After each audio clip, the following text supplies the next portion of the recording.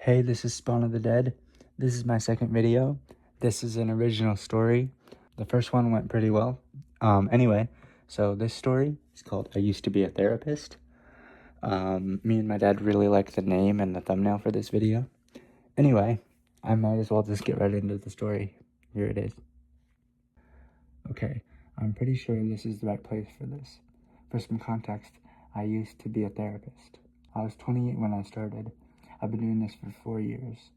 I've helped people who had problems as little as a car wreck, and they were sad about it, to people with PTSD so severe that they couldn't wear sunglasses. That girl didn't live too long. Most of my clients are just regular people. It was a good environment. It was a great job. I loved my office.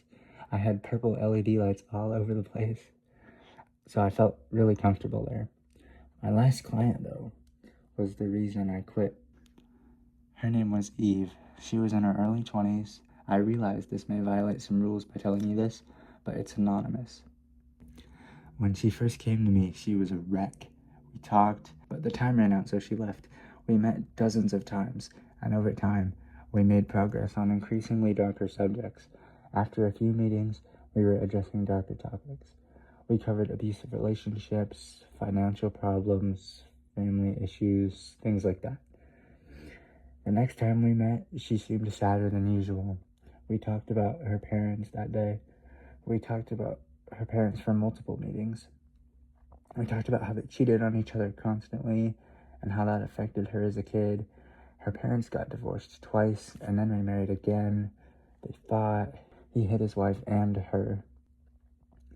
She tried overdosing on cold medicine. She failed. The many pink pills she took were a nightmare for her after that. She tried dating once she got to be a teenager. Abusive losers, gang freaks, and all other types of terrible people. She tried moving, but every job she got was horrible. Her apartment was loud. She never slept well. That's when she made thousands of dollars by selling certain items. She moved here and got a job at the mall. That's when she thought about going to therapy. After a while, we got to know each other.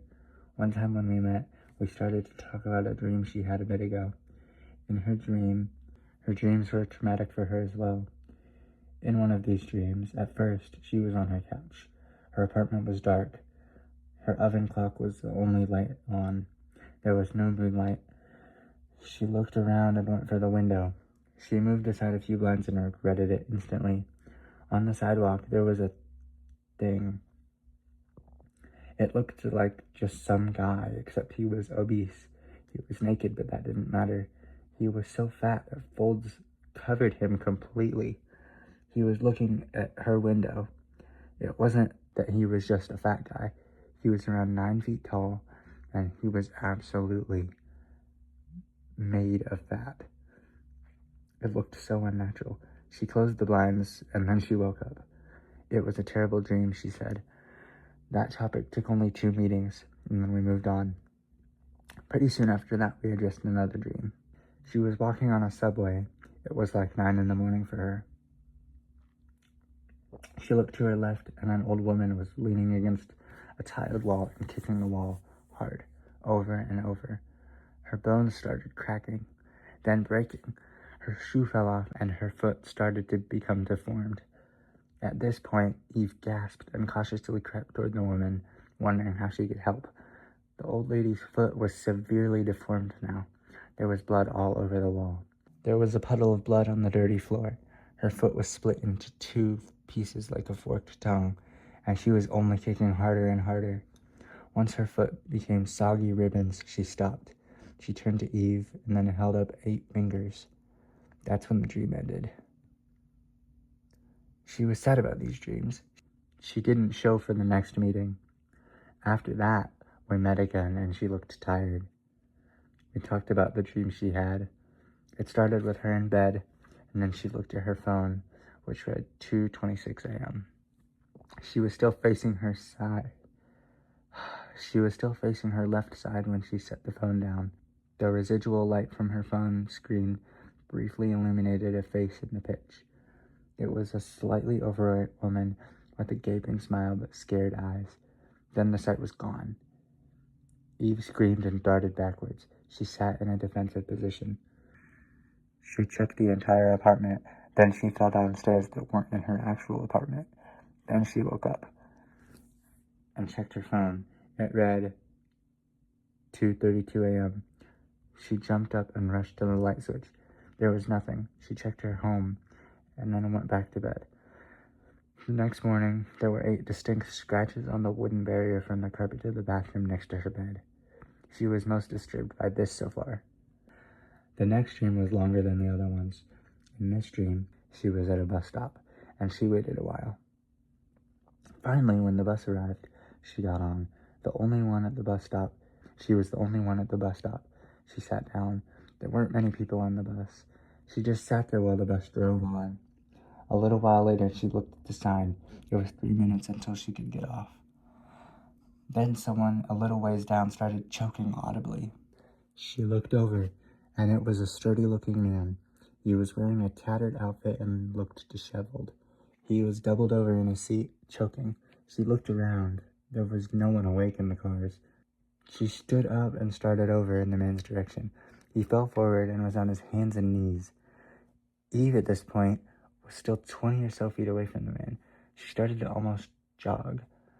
Just then, the man vomited blood, and his face went red and was bloated. He fell over to the side in a newly formed puddle. Eve got there and was worried because she had no idea what to do in this situation. She whipped out her phone and dialed 911. She hit the call button, and the call continued as usual. But a few seconds in, Eve was halfway through describing the scene when the operator started laughing. Eve paused, disturbed. She was thoroughly confused at this point. She pulled the phone away to look at it, and it died right then. She put it away to try and help the man. Just then, she was scared half to death. She wheeled around. A gaunt, elderly man was tapping her on the shoulder.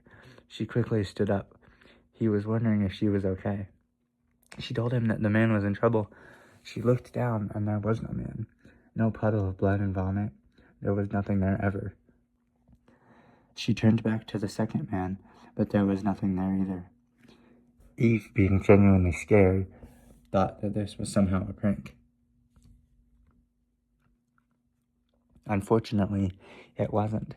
She didn't realize this at the time, but she woke up while still inside her dream. On the bus, now she thought that it was a nightmare.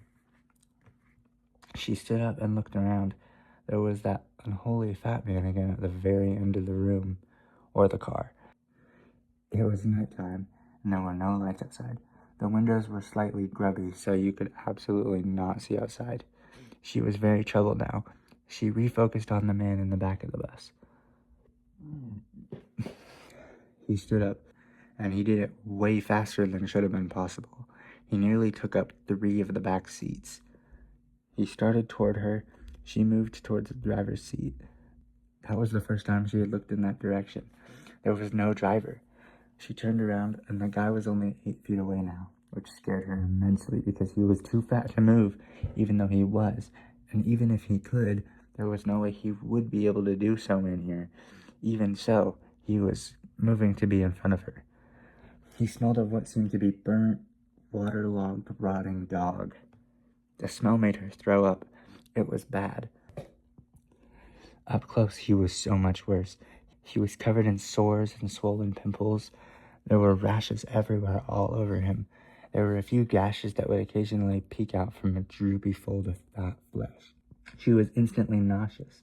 He reached for her. She tried resisting, but he was so strong. He was about to rip her clothing off when she woke up for real. She was crying, and she didn't even realize it at first. I could tell that Eve still had so much going on. At this point in therapy, most people would have been done 1 or 2 meetings ago. She barely seemed any lighter, like she didn't have any weight lifted off of her shoulders. The next time, she was wearing all blue. She told me that it was because her parents hated blue. She hated them for being so awful to her. She told me that she had so many dreams to go through. She hadn't even skimmed the surface of the worst ones yet. We hadn't even covered the abuse of her parents selling her to each other and the neighbors.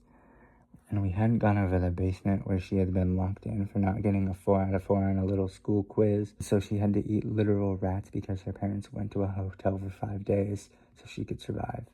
The camper in her cabin where her friends and her dad had a play date with the tree branches, or the female teacher who would curse at her in kindergarten. The reason I'm posting this is that I'm taking a winter break for Christmas. Last night something happened. I had a dream about my wife making soup. She was cutting celery. I hear sharp squelching noises. I look over from my spot at the table. She was lying on the counter, furiously spinning the knife around in her abdomen. She looked over at me as blood was spilling out of her mouth, and she smiled and casually mentioned that it's a girl.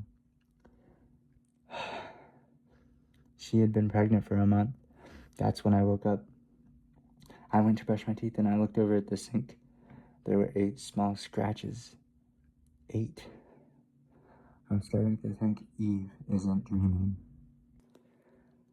Well, that was I Used to Be a Therapist, an original story I wrote. Let's see what else. This is my second video. Shout out to Jay of the Dead because he was in my last one a little bit, so you should go check that out. This is shorter. It isn't quite 30 minutes long. It's probably more like 16 minutes. Anyway, I hope you enjoyed. This was I Used to Be a Therapist. Thank you for watching.